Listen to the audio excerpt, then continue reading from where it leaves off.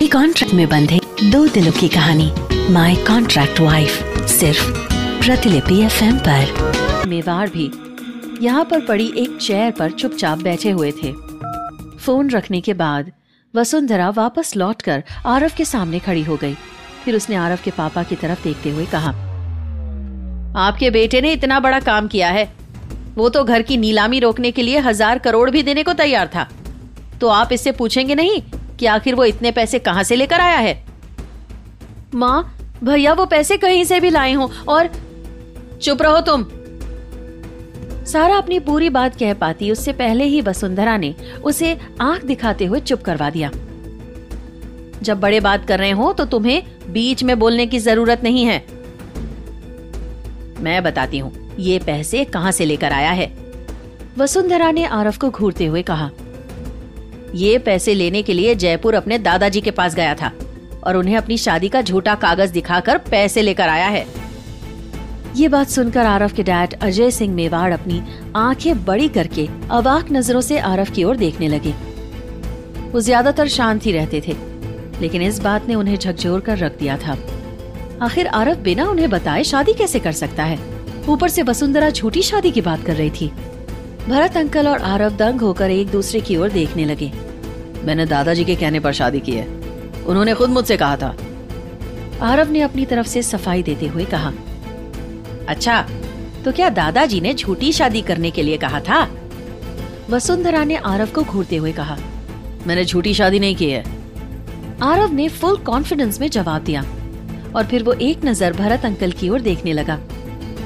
अच्छा, तो फिर तुम्हारी पत्नी कहाँ है? वसुंधरा आज आरव से अपनी पूरी दुश्मनी निकाल लेना चाहती थी। वो तो शुरू में यही चाहती थी कि आरव के डैड का उसके ऊपर से भरोसा उठ जाए और किसी तरह से उनका आरव के साथ रिश्ता खत्म हो जाए। वसुंधरा के इस सवाल पर आरव ने चुप्पी साध ली। देखा आपने, इसने अपने दादाजी को शादी का फर्जी पेपर दिखाया है। ये झूठ बोलकर उनसे पैसे ले आया है। इसने कोई शादी नहीं की है। आखिर इसने अपना रंग दिखा ही दिया ना। खून का असर थोड़ी ना कहीं जाता है, जैसी माँ थी वैसा ही। इससे पहले कि वसुंधरा अपनी बात खत्म कर पाती, अजय सिंह मेवाड़ बुरी तरह से कांपने लगे। वो कुछ बोल नहीं पाए, लेकिन उनकी आंखों से आंसू बहने लगे। अपने पापा को इस हाल में देखकर सारा भागते हुए उनके पास जाकर बोली, भैया ने झूठ शादी नहीं की है। मैं भाभी से मिली हूँ और भैया जल्दी ही उन्हें घर लेकर आने वाले हैं। पापा, आप टेंशन मत लीजिए। आरव जल्दी से जाकर अजय सिंह मेवाड़ को उनके कमरे में ले जाने लगा। इसी बीच वसुंधरा एक कदम आगे बढ़ी, लेकिन आरव ने हाथ दिखाकर उसे वहीं पर रोक दिया। अब आरव की टेंशन और भी ज्यादा बढ़ गई थी, क्योंकि अब जल्दी ही उसे रागिनी को घर वालों के सामने लाना पड़ेगा। इस वक्त रात के करीब 8 बज रहे थे और आरव होटल पहुंचकर रागिनी के रूम के बाहर खड़े होकर डोरबेल बजा रहा था। पिछले 5 मिनट से वो लगातार रागिनी के रूम के बाहर लगी डोरबेल पर हाथ चलाए जा रहा था, लेकिन न जाने क्यों रागिनी दरवाजा नहीं खोल रही थी। तभी आरव को याद आया कि श्वेता ने उसे बताया था कि रागिनी आज कहीं बाहर गई थी।